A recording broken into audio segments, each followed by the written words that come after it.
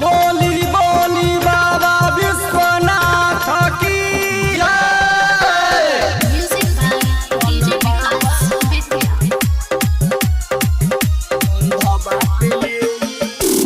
बाबा के बूटी पिला तू घोटी पड़ जाई तोरो पावर। चल बाबा नगर,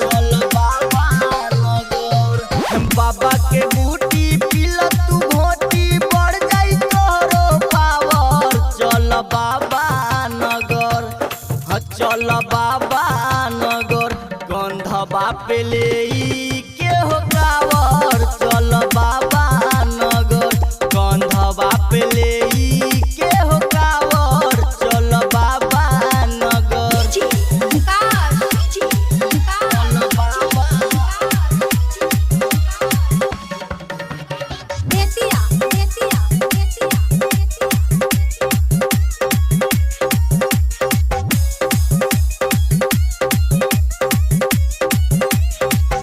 पैदल चले के बाबा के धाम हो। रहिया में बोलत चल बोल बम के नाम हो। पैदल चले के बाबा के धाम हो। रहिया में बोलत चल बोल बम के नाम हो। बाबा के नाम लेके चढ़ पहरिया, भोला बाबा फिर तुम तोरा पर नजरिया।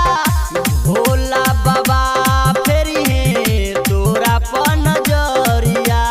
जल्दी से चल कल तैयारी पे नील गेरुआ कलर। चल बाबा नगर, चल बाबा नगर, कंधवा पे ले के हो कावर। चल बाबा नगर, कंधवा पे ले के हो कावर। चल बाबा नगर।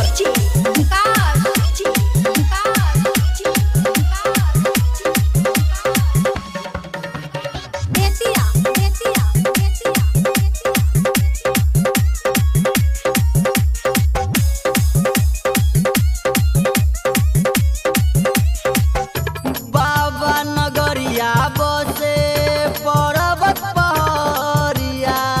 सावन में झूमत चले सबे कावरिया।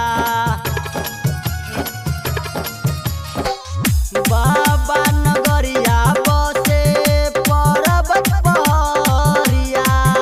सावन में झूमत चले सबे कावरिया। बाबा के श्रद्धा से पूजा पाठ करेला, बाबा के भक्ति में बड़ा सुख मिलेला। बाबा के भगती में बड़ा सुख मिलेला। राजू निराला राइटर दीपक वाले के जाले कावर। चल बाबा नगर, चल बाबा नगर, कंधवा पे ले